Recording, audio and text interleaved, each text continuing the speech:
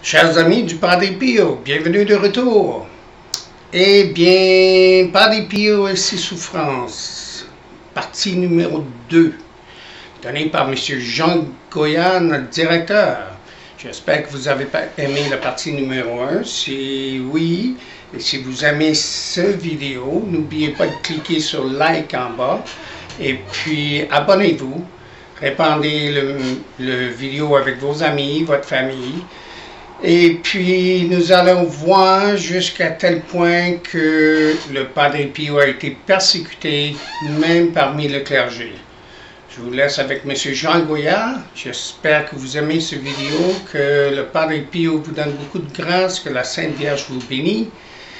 Et puis, je vous souhaite à bientôt. Merci.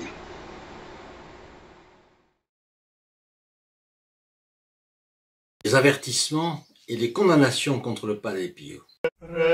Chers amis, fidèles du Padre Pio, bonjour, mon nom est Jean Goyard et vous assistez au programme Marchons avec Padre Pio.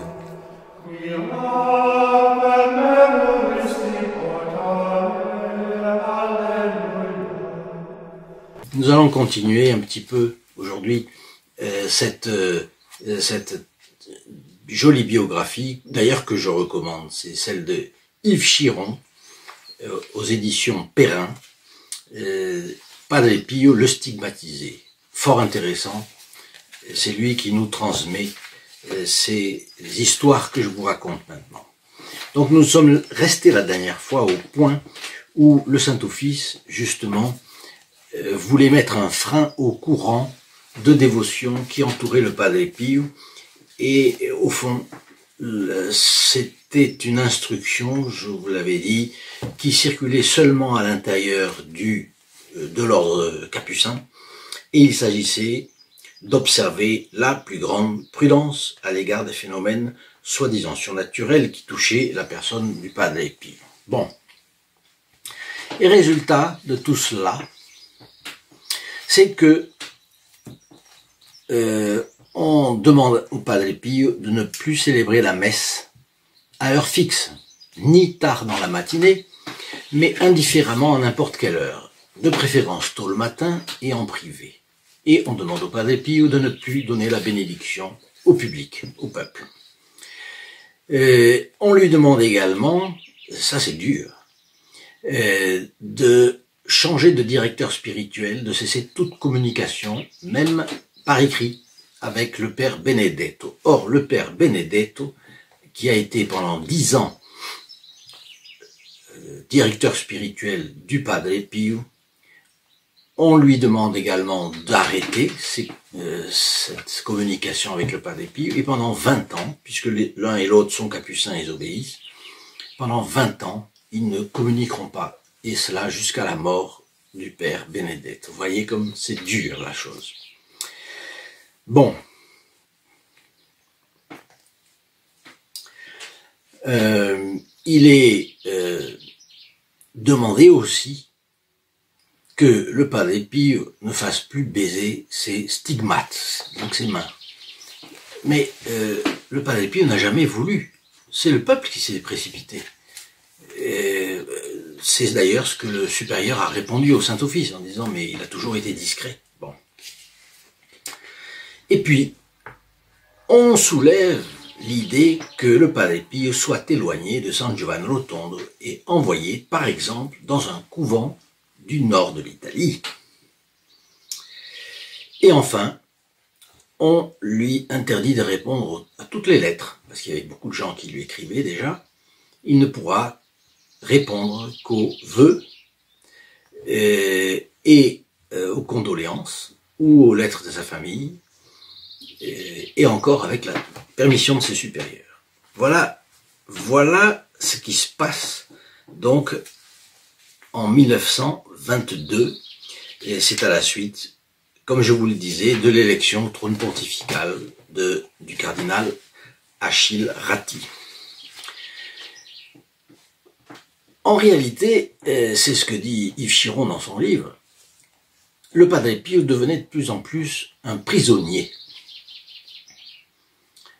On me dira, non, mais c'est un à partir du moment où on est un moine, on est sujet à la clôture. Oui, mais les capucins, ce n'est pas une clôture comme les chartreux, par exemple. Et deuxièmement, c'est une volonté, on a fait un vœu, etc. Mais il y a dans la règle une possibilité de communiquer avec l'extérieur, par les lettres, les directions spirituelles, etc. Donc c'est autre chose, là. Et les mauvaises rumeurs continuent de se répandre. Elles sont diffusées par Monseigneur Gagliardi, qui est l'évêque du lieu, l'ordinaire du Padre Pio. Il visite Rome. Et normalement, c'est une visite comme le font tous les évêques du monde entier. De temps en temps, on va voir le pape, on se présente au pape, on peut poser des questions au pape, recevoir des instructions, etc. Mais là, Monseigneur Gagliardi en profite pour aller ameuter contre le Padre Pio le plus grand nombre possible d'hommes d'église. Et d'ailleurs le pape. Et voilà ce qu'il raconte à une congrégation, une réunion de la congrégation du consistoire. C'est une réunion de cardinaux. Ce n'est pas le consistoire pour élire le pape, non. C'est une réunion du consistoire. Et il dit la chose suivante: j'ai vu moi-même Padre Pio se poudrer et se parfumer. J'ai découvert lors d'une visite au couvent une bouteille d'acide nitrique avec laquelle il a provoqué ses stigmates et une bouteille d'eau de Cologne pour les parfumer. J'en fais le serment. Padre Pio est un possédé du démon et les moines de San Giovanni Rotondo une bande d'escrocs. Et il dit qu'il en fait le serment. Voyez, là c'est le mystère du mal, ce qu'on appelle le mystère d'iniquité. Comment quelqu'un de surcroît catholique, de surcroît prêtre, de surcroît évêque, peut-il mentir de cette façon, alors qu'il y a ce commandement de Dieu que vous connaissez aussi bien que moi: tu ne porteras pas de faux témoignages. Bien. Et le 2 juillet 1922, Monseigneur Gagliardi est reçu par Pie XI, et on sait qu'il a évoqué son diocèse et le Padre Pio. On ne sait pas exactement ce qu'il a dit. En fait, de toute façon, il y a une calomnie qui va courir d'une manière corollaire contre San Giovanni Rotondo. On dira que 3 pères capucins du couvent se sont battus jusqu'au sang avec des armes blanches et des armes à feu pour partager les sommes considérables accumulées par le Padre Pio avec les oboles, n'est-ce pas? Là aussi, c'est sans commentaire, on peut pas. Mais c'est ce que dit le cardinal Méry del Val dans une lettre du 22 juillet. Et le cardinal Méry del Val, qui a pourtant été un fidèle bras droit de Saint Pie X tout le long de son règne, mais là, on voit que malheureusement, là, il n'a pas... Il a fait fausse route. Et le 29 juillet est remis au ministre général un rapport qui innocente les moines et montre que la rumeur ne repose sur aucun fait réel à la suite d'une enquête sur place d'un prêtre qui a été envoyé par le père provincial. Donc, ça n'a été qu'une rumeur, mais parfois ça continue à courir bien qu'on le démente. Enfin, le Saint-Office finit par, tout de même, bien que ce soit démenti, à envoyer un assesseur au Saint-Office un assesseur du Saint-Office, on l'envoie au ministre général des Capucins et on lui dit qu'il faudrait transférer le Padre Pio dans un autre couvent. Bien. Là, le provincial, donc de la province de Foggia, dont dépend le Padre Pio, a la sagesse d'invoquer 1000 prétextes et de ne pas obéir, cette fois encore aux injonctions romaines. La première fois, on lui avait dit qu'il fallait envoyer dans l'Italie du Nord, comme je viens de vous le dire. En réalité, il a dit que le Padre Pio était encore plus populaire dans le nord que dans le sud de l'Italie. Bon, maintenant, là, il prend des mesures dilatoires, parce que vous voyez qu'il y a des personnes qui sont de bonne foi et qui ne voient pas le problème. Bon. Et puis, on arrive finalement à la condamnation, bientôt, en 1923. Donc c'est un an après la mise en garde de la recommandation du Saint-Office d'envoyer ailleurs le Padre Pio. Voilà que en mai 1923, un cardinal envoie un mot de soutien au Padre Pio. Et très peu après, il va y avoir une nouvelle réunion de la congrégation du Saint-Office. Et cette fois-ci, ça va être un décret solennel qui dit la chose suivante. Publié le 31 mai 1923. La suprême congrégation du Saint-Office, chargée de la défense de l'intégrité de la foi et des mœurs, après avoir mené une enquête sur les faits attribués au Padre Pio de Pietrelcina, de l'ordre des frères mineurs capucins habitant au couvent de San Giovanni Rotondo dans le diocèse de Foggia, déclare, après la dite enquête, que la surnaturalité de ces faits n'a pas été constatée et exhorte les fidèles à conformer leurs actes à la présente déclaration. Alors là, il n'y a aucune instruction, mais ça va être dit. Vous voyez, c'est une manière de jeter le soupçon, sans fait concret. Donc, l'enquête, c'était la relation infondée du père Gemelli, ami du pape désormais, et les calomnies, on l'a vu comment, répandues par Monseigneur Gagliardi. On communique à la curie généraliste des Capucins, la chose, et on demande de nouveau interdiction de toute correspondance spirituelle du Padre Pio. Mais en plus, on interdit qu'ils disent la messe en public.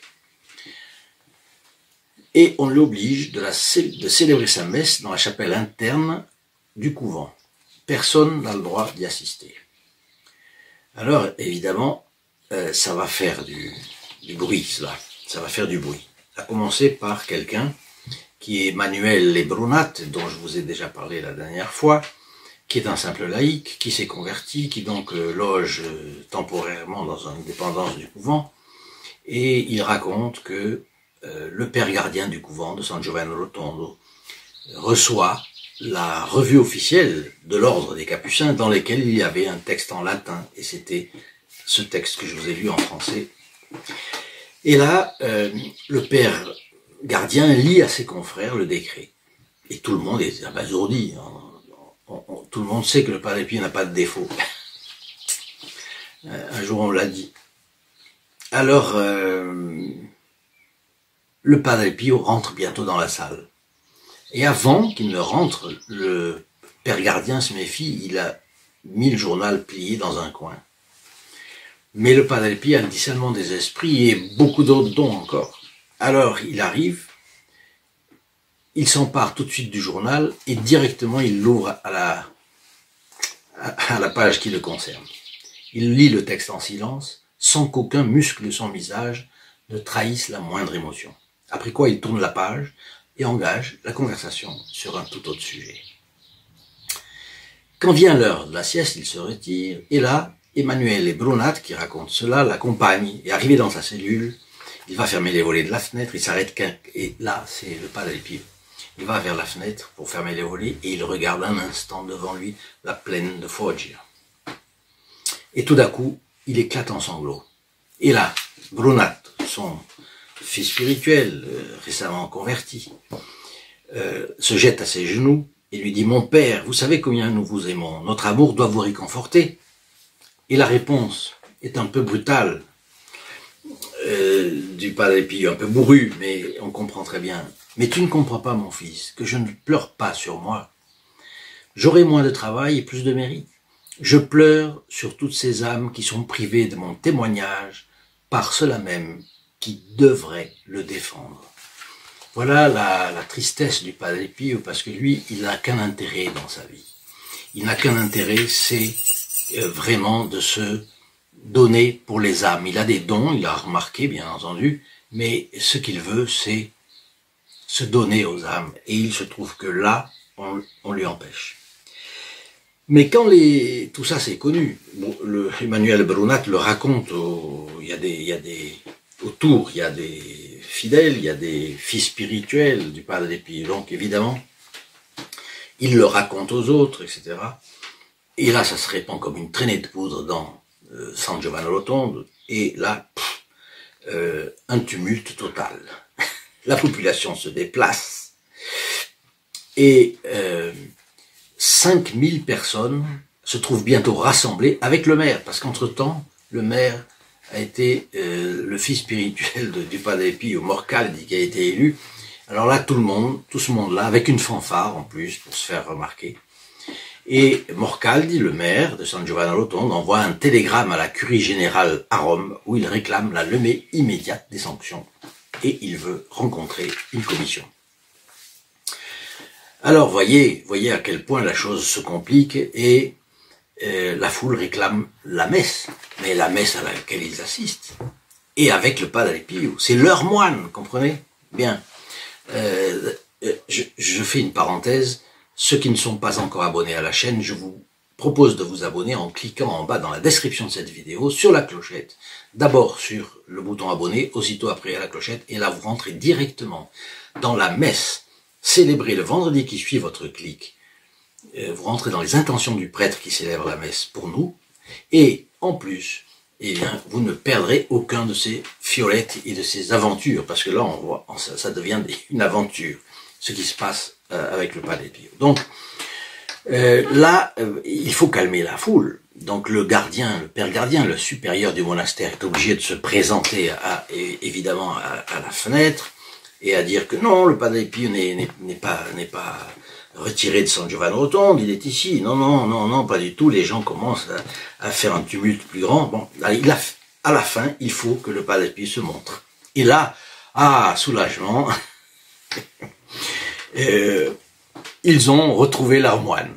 Bon, mais ils n'ont pas encore la messe. Alors, il doit descendre à l'église et il doit donner la bénédiction tellement, parce que vous savez, c'était au Moyen-Âge en France, c'était comme ça. Même plus tard, quand on visite le Massif central, quand on visite l'Auvergne, on a plein d'histoires entre des villages. Une statue de la Sainte Vierge qui a été prise par un village, découverte. Non, l'autre village, c'était à moi, c'était sur le terrain, etc. Et se disputaient les images. En matière religieuse, le feu était vite mis aux poudres. Et là, on voit que dans l'Italie du début du XXe siècle, donc il y a 100 ans, eh bien, la chose était un peu comme ça. Le père Ignacio, donc le supérieur, comprend qu'il est tout à fait imprudent d'attiser le mécontentement de la foule. Il envoie un télégramme au provincial et il lui dit c'est impossible de maintenir la mesure demandée. Donc il va falloir recommencer à autoriser le Padre Pio à célébrer dans l'église. Et effectivement, c'est ce qui se passe dès le lendemain. Et là, comme les mesures ne sont pas encore levées, alors Morcaldi, le maire, va à Rome avec quelques représentants des associations, des mouvements, des commerçants de San Giovanni Rotondo, et ils se font recevoir, attention, par 3 cardinaux, le cardinal Gaspari, secrétaire d'État, donc le premier ministre du pape, le cardinal Legue de la Sacrée Congrégation des Sacrements, le cardinal Sbarretti du Saint-Office, et ensuite également il se fait recevoir au ministère de l'Intérieur du Vatican, si on peut dire comme ça, et le ministère de la Justice du Vatican aussi. Bon, je pense que le ministère de la Justice, c'est le tribunal de la signature apostolique. Bien. Et là, ils dénoncent les agissements de leur évêque, Monseigneur Gagliardi de l'évêché, et ensuite certains chanoines. et ils racontent, ils vident leur sac. Mais évidemment, ça complique, ça fait du bruit. Et ce n'est pas comme ça que le Vatican ne prend pas une mesure sous pression. Hein. Bon, alors le ministre général des Capucins est convoqué au Saint-Office. On lui ordonne de transférer le Padre Pio dans un autre couvent. Et pour être sûr que ce soit exécuté, on lui nomme le couvent. C'est un couvent à Ancône, le couvent capucin qui est là, et c'est à 300 km de San Giovanni Rotondo. Bon. Alors, on compte aussi que Padre Pio va collaborer pour calmer les esprits, etc. Et on donne l'ordre du transfert le 30 juillet, et le 8 août, ça arrive à San Giovanni. Et là, le bruit s'en répand tout de suite. Et là, c'est une agitation extrême, extrême. Le Padre Pio, lui, écrit tout de suite au supérieur provincial et il dit, en fils dévot de la Sainte Obéissance, et pour ce qui dépend de moi, j'obéirai sans ouvrir la bouche. Mais il craint que la population ne tente de s'opposer à son départ. Est-ce qu'on ne va pas revivre la folle journée d'avant où il y avait eu 5000 personnes, etc. Et est-ce que cette fois-ci le sang ne risque pas de couler? Et le 12 août, il écrit une longue lettre à son ami, donc le maire, maintenant, le maire démocrate chrétien de San Giovanni Rotondo, Francesco Morcaldi, et c'est un fils spirituel, donc il s'adresse aussi bien au fils spirituel qu'au maire, et il lui dit, il faut calmer le jeu. Et il dit, les faits survenus en ces journées m'ont profondément ému et me préoccupent beaucoup parce qu'ils me font craindre que je puisse être involontairement la cause d'événements tristes pour ma chère cité. Je prie Dieu qu'il veuille bien éloigner un tel malheur en faisant tomber sur moi n'importe quelle mortification. Toutefois, si mon transfert a été décidé, je vous prie de mettre en œuvre tous les moyens pour que s'accomplisse la volonté de mes supérieurs, qui est la volonté de Dieu et à laquelle j'obéirai aveuglément. Je me souviendrai toujours de cette population généreuse dans mes pauvres prières, en implorant pour elle la paix et la prospérité. En signe de prédilection, j'exprime le désir, si mes supérieurs ne s'y opposent pas, que mes os reposent dans un coin tranquille de cette terre. Bon, aujourd'hui que le Padre Pio est canonisé, cette lettre est gravée dans la crypte de l'église Santa Maria delle Grazie, du couvent de San Giovanni Rotondo, où Padre Pio repose désormais. Mais en tout cas, cette lettre et le ton de cette lettre témoignent de la disposition excellente du Padre Pio. Ce n'était pas un révolté. Au contraire, il était humble et obéissant, on le voit bien. Alors, là maintenant, ça commence à se corser, bien entendu.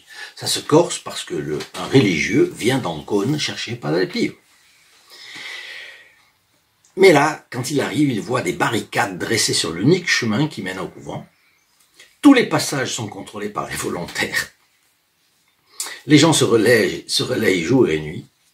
Le religieux suggère de faire franchir les portes du couvent par une charrette quelconque transportant 2 tonneaux. L'un contiendrait du vin et l'autre Padre Pio. Alors quand il propose ça au supérieur de couvent, le supérieur de couvent qui a du bon sens, il dit mais écoutez c'est fou, c'est indigne et c'est grotesque. Bon, à Rome, on s'impatiente.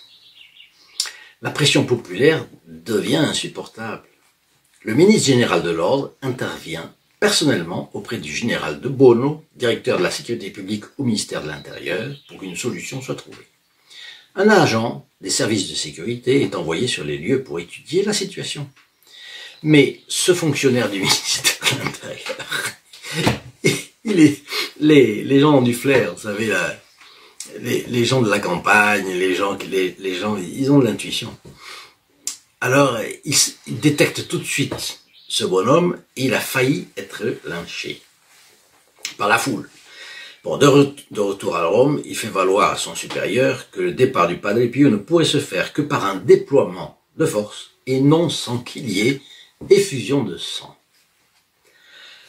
On en informe le ministre général de l'ordre et finalement, il est décidé de surseoir. On ne retire pas les décisions, mais on surseoit. Et de toute façon, là, l'auteur de ce livre, Yves Chiron, indique que peut-être le cardinal Gaspari ou le cardinal Sillier, qui tous les deux avaient témoigné dans un passé récent leur soutien au Padre Pio, peut-être les deux ont-ils pesé aussi pour que ce soit comme ça. En tout cas, l'année se termine. Le 31 décembre, il y a un Te Deum chanté au couvent pour remercier Dieu de sa protection manifeste. Bien. Et, vous voyez, ça continue. Le 6 avril, le procureur général des Capucins envoie à tous les couvents une circulaire interdisant de révéler quoi que ce soit au sujet du Padre Pio. Interdit de distribuer des images. Bon, à San Giovanni Rotondo, c'était un pauvre photographe qui faisait quelques sous en vendant des images du Padre Pio. Pardon, c'est ça qui... Mais le Padre Pio ne cherchait pas à vendre ses images, loin de là. Bon.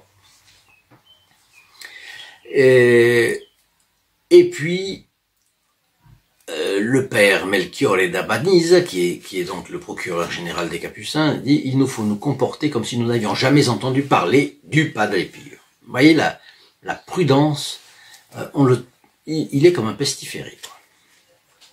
Alors, tout de même, un prêtre, le père Raphaël da Santelli Appianisi, qui est un autre capucin, donc, toujours son prénom Raphaël, et Santelli Appianisi, c'est la ville d'où il est originaire, donc il est envoyé pour une retraite au moment de Pâques, soi-disant pour se reposer, etc. En réalité, il vient pour voir. Mais il se trouve si bien au couvent, il subit lui aussi si fortement l'ascendant du Padre Pio, alors que justement il a rempli des fonctions de diacre pendant les offices de la Semaine Sainte, il a vu comment le Padre Pio célébrait sa messe, etc. Il choisit de rester dans... il trouve que vraiment ce Padre Pio est très humble, très saint, très... Bon, voilà. Donc il ne va pas faire un mauvais rapport, au contraire. Mais tout de même, on voit que les calomnies continuent à faire leur cours. Donc vous voyez, il y a eu des visites de médecins, il y a eu des visites de prêtres, il y a eu des appréciations contradictoires. Maintenant, les calomnies enflent. Au fond, il faut, comme disent les déclarations répétées du Saint-Office, il faut être sur ses gardes, ne pas avoir de contact avec le Padre Pio, se méfier des séductions et hallucinations de ce genre qui peuvent avoir pour conséquence grave de faire du chrétien un vrai rebelle. Ça n'a rien à voir avec le Padre Pio. Cet évêque qui raconte cela n'avait jamais rencontré le Padre Pio. C'était l'évêque de Padoue, Monseigneur Elia Dalla Costa. Et il publiait cela dans son bulletin diocésain. Alors, vous voyez, ça fait du mal. Ça va dans un bulletin diocésain, après des bulletins diocésains, ça circule dans des paroisses, etc. Il a fait confiance aux déclarations romaines, il a fait... Voilà. Et là encore, je répète, la calomnie, c'est... Dans ce cas-là, on n'a pas de mauvaise référence sur... ni de bonne ni de mauvaise, j'en connais pas. Mais sur cet évêque, a priori, il n'y a pas été de mauvaise foi. Mais voilà ce qui se passe, voilà ce qui se produit. Le diable porte pierre et le Padre Pio en fait les frais. Chers amis, nous allons arrêter là pour cette fois-ci. Vous voyez que c'est une aventure à rebondissement. Donc je vous demande de bien vouloir mettre votre like, partager cette vidéo, vous ferez de l'apostolat avec beaucoup de bon dans le faisant.